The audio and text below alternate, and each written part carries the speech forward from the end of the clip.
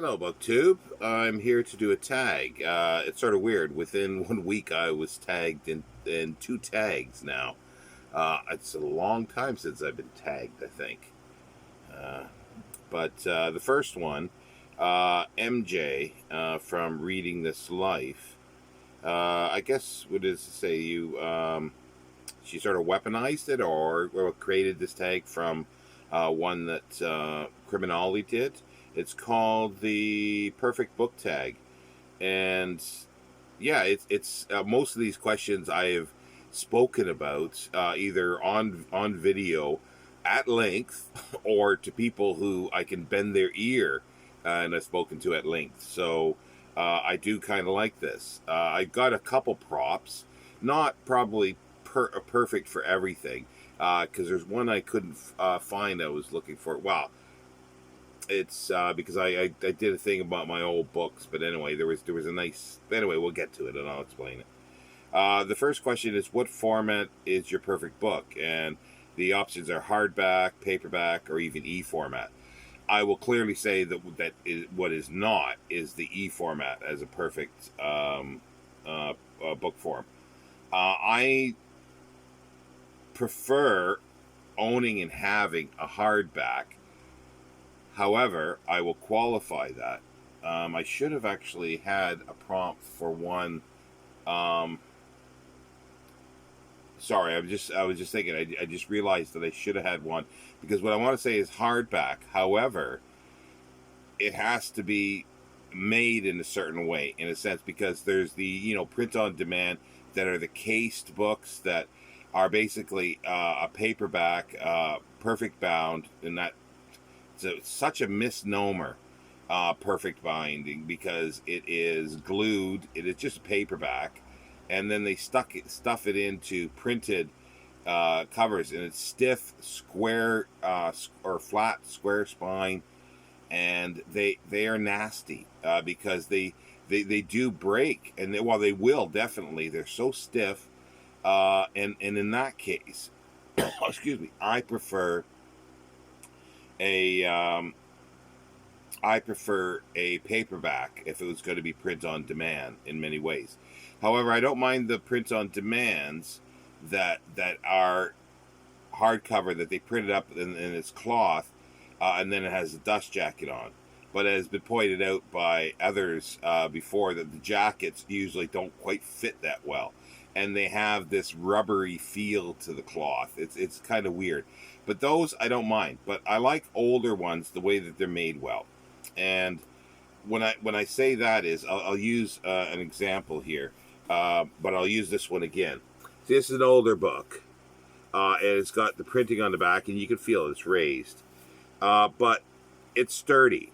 It's got it's sewn, so it won't fall apart. The pages won't fall out, and usually, like after you read it a while, it will lay flat and it won't damage the spine. And you get nice things like this, or you can in my. Uh, well, I think I'm going into some other questions here. Yeah, well, these are the reasons why I like a hardback, those because you got this kind of stuff, and it's sturdy.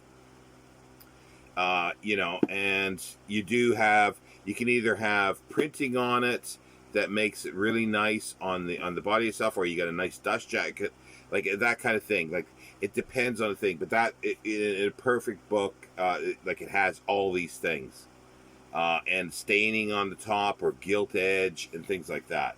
Uh,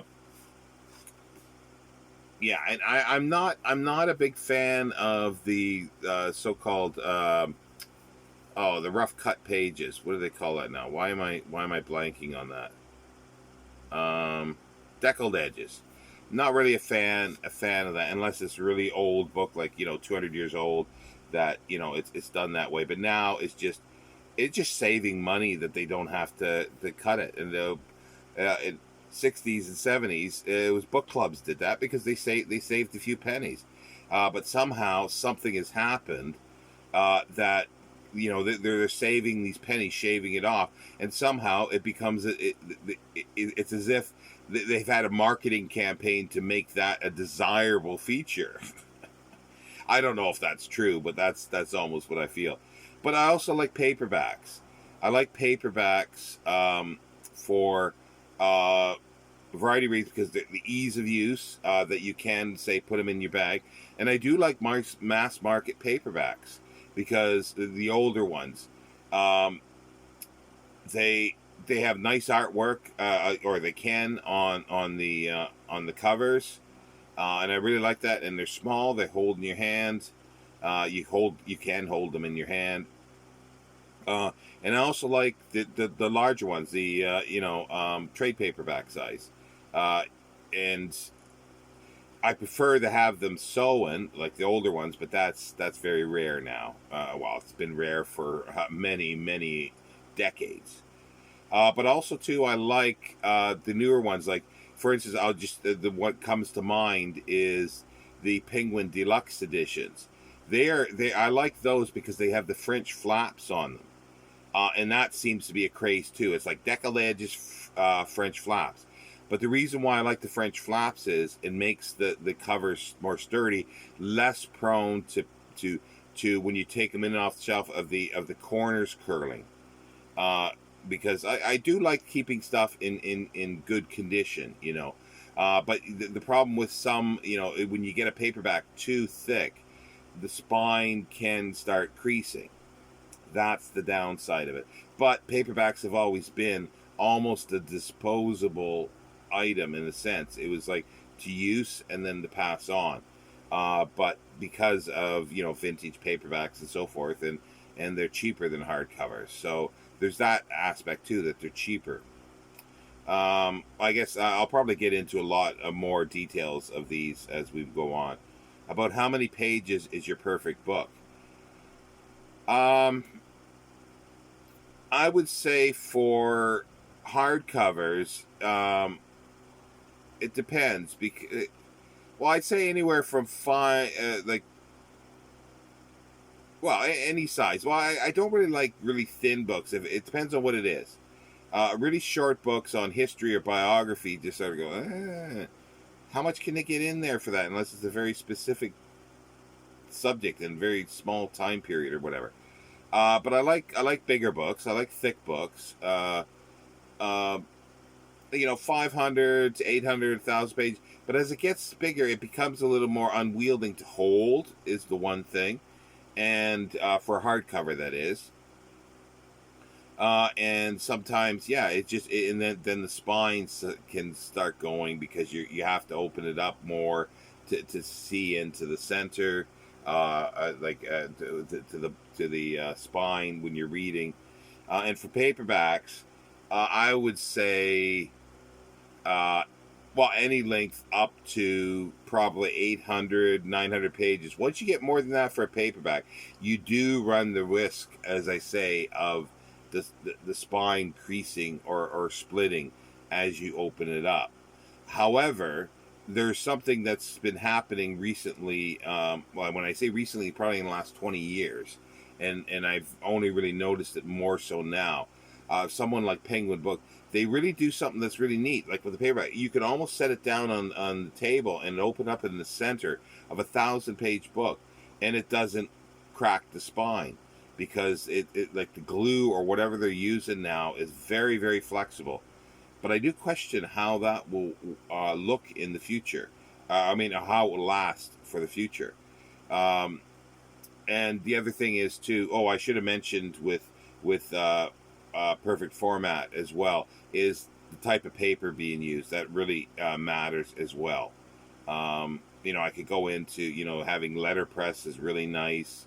But a lot of paperbacks now, and a lot of books are using newsprint, like a very inferior type of paper, and British editions, hardcovers. Usually, it's horrible paper, and it turns brown, very quickly. So in that case, I always like to get the American edition in hardcover. Sometimes the British edition for the paperbacks have nicer covers than other ones. But yeah, it's a mixed bag. As I say, I could go on and on about this. But for perfect pages, yeah, like hardcover, I would say any length basically, up to about 800 pages. Then it could become a little unwieldy. Paperback, again, maybe maximum 800 pages, and that's maybe a little too thick, unless they make it bigger size. But as I say, they are getting better with the binding and the glue and stuff like that, so you can get 1,000 or 1,500 pages, that way. I don't mind having multiple volumes, and then I guess this is a separate question, but it's misnumbered here. Or, I mean, there's no number on it. I missed the number. Are you particular as to where the chapters begin? In a sense, let me see if one of the books that I have here sort of show that. Yeah. I like it when the chapter ends and it doesn't start right on the same page. It's not a big thing, but I do like it. And then chapter begins on the next page, because that allows something like this, a banner or a little illustration that can go up there, and I do really like that. So I like it when it starts. The chapter starts on another page. That's my preference. If I was designing a book the way I want it, this would be it, and there'd be a million other things as well. Are you particular as to where the page numbers are located? Not particularly. I'm fine. Let me see. Is there really? Yeah. I'm fine, like, with them on the outside edge at the top or down at the center and at the bottom. But even the center at the top, if it is, or to the right side, like, yeah, that really doesn't matter too much. Unless they're stylized numbers. But yeah, no, I don't think that matters so much. But yeah, there's just so many things to go into a perfect book. Like I say, I could go on for hours and hours with this, I think. Number 4, favorite font. Do you check to see the font details if available? I sometimes do. But it's either, it's not that a specific font is perfect or not. There's ones that I go, oh, I don't like that font, and I sometimes look to see what that is. But it's sort of a visual thing. It's either fine or it's bad, and usually it's not bad. It's rarely that it's bad. What I find is some older books, it almost looks like a dot matrix printout. That is very weird. I've got some of that. I should have grabbed one, but you probably wouldn't see it on the screen anyway. But it's an old about science fiction. It was Advent Publishing, and there's several of them, and it looks like dot matrix. I guess you have to be a certain age to know what that is. Excuse me. Do margins? Sorry. Do margins matter to you? Yes, in many, many ways. Sometimes the near the spine, the margin is too close to especially for paperbacks. It's too close into the spine, so you really you struggle unless you flatten the book out, and you can destroy it. This, to me, is practically a perfect margin. It could even come out a little more on this side to sort of be equalized to the other side, but that's fine. I don't really care for huge, wide margins because I don't write in my books, or rarely. Like, I am beginning to maybe make little notes with pencil. Only pencil. Never pen, never highlighting. Evil things to do with the book. But yeah, unless there is printing on for whatever reason, like it's annotated or there's other things. And there's, just as I'm thinking of that, perfect book wouldn't have end notes. It would have footnotes. I prefer footnotes so you can flip down rather than going back and forth, back and forth. As I say, there's so many things to a perfect book for me. Does your perfect book have any other unique features that make it perfect? If yes, please share. Okay, at this point in the video, put on the kettle, make some tea or a coffee, sit down, get a snack. We're gonna be a while. But yeah, no, it's like I say, with the footnotes rather than end notes. I do prefer, I do like staining on the top and the binding. It has to be like the perfect book. It has to be sewn on really nice paper, either handmade paper, not cheap, newsprint, a good quality stock. And I prefer to have letterpress, because letterpress, if it's done well, you could feel the letters on the page. But that's it's expensive. I do realize that. And I really like end papers. And depending on the book, I love fold out maps or anything like that. I love illustrations, and I love the headers at the top. I also like where they take different color red. They'll put red in sort of the name or the title and little other things, and a design or something here. A frontispiece I really like. I do like them illustrated if it calls for that. What else now?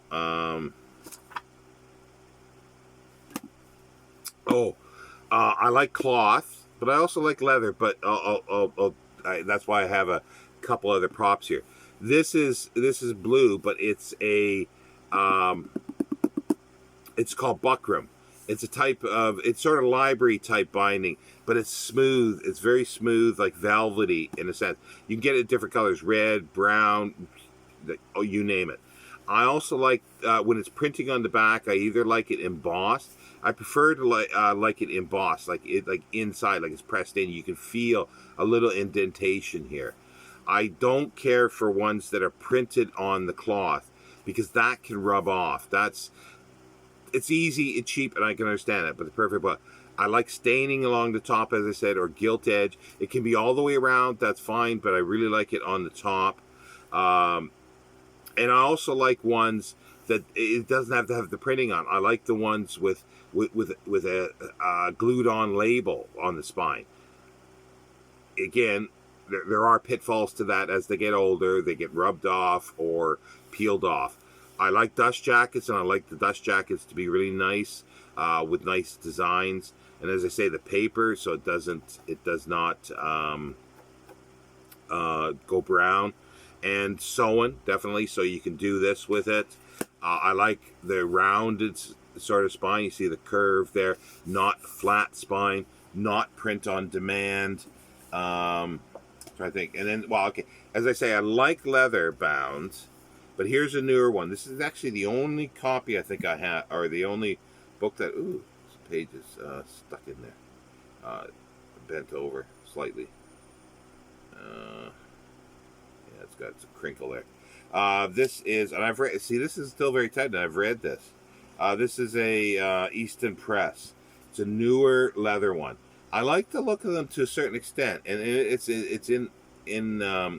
pressed in. Nice spine. It's got the raised with the bands, but it looks too new. See, the older leather ones, it's got some age, and it'll, it's that kind of, it's got some age. I do like sometimes a ribbon. The other thing that I really like is head and heel bands. See that little